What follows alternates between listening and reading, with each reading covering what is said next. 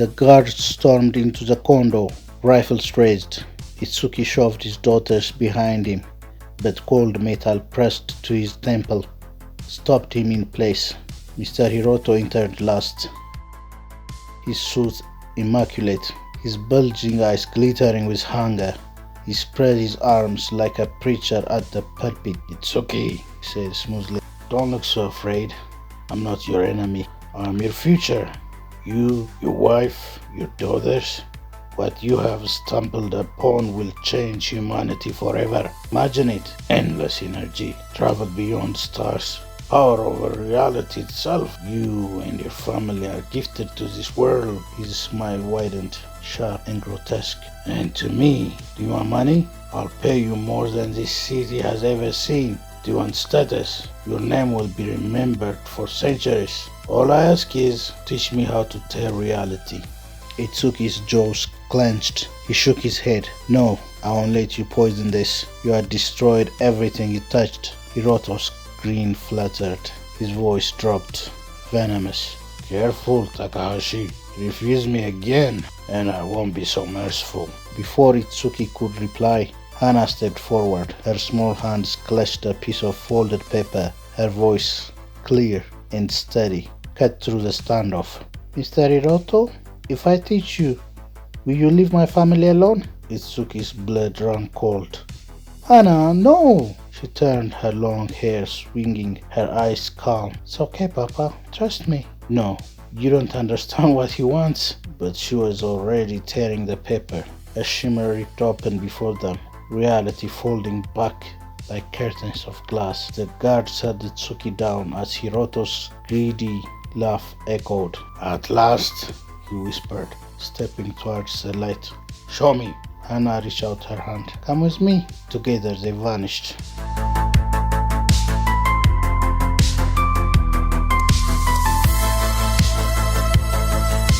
The air in the temporal mire was thick, syrupy, glowing with a sickly golden hue.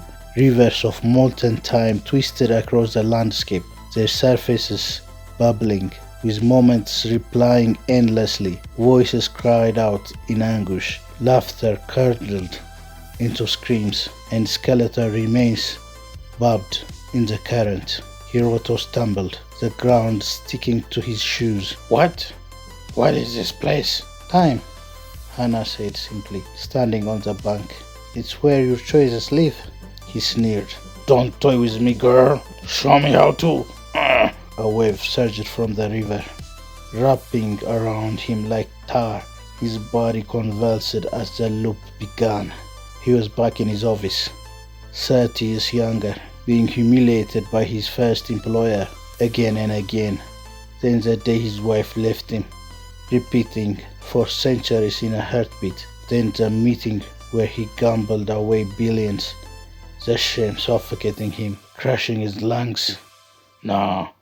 No, stop this," he howled, thrashing in the mire. Every attempt to fight only dragged him deeper.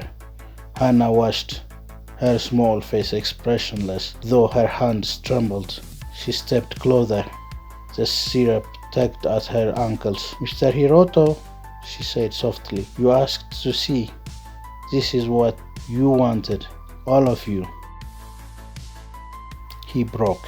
The titan of a man wailed like a child, clawing at the sludge, begging for release. Please get me out. I'll do anything." Hana reached down. For her, the mire only whispered lullabies, laughter. Her mother's voice. She had only 4 years of memory, and all of them were love, untouched by regret. She pulled Hiroto's trembling hand free and tore another paper. The shimmer opened. They stumbled back into the condo. Itsuki broke free from the guards. As the shimmer closed, he grabbed Hana, holding her tight, eyes wide with fear. "What did you do to him?" Hiroto lay on the carpet gasping.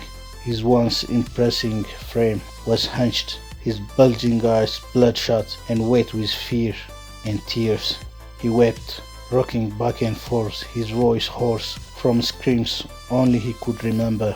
When at last he lifted his head, his arrogance was gone. His voice cracked, Keep them away from me, he whispered. Keep your family away from me. He staggered to his feet, glaring not at Itsuki, but a shimmer of his own broken mind. Take the apartment. Take your freedom. If you want your job back, it's yours, but I never want to see you again. Without another word, he motioned to his guards. They left quickly, almost dragging him. His once commanding presence now hollow.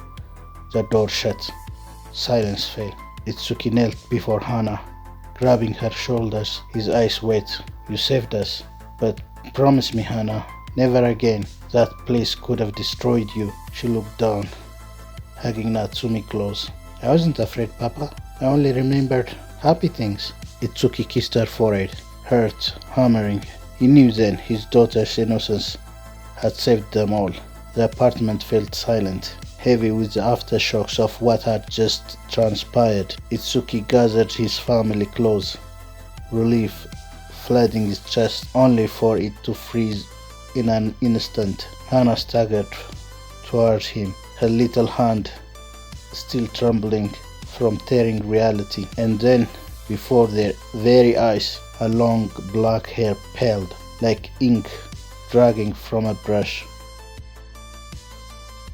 In mere seconds it turned pure white, every strand glowing ghost-like under the sterile lights of the condo. Hana!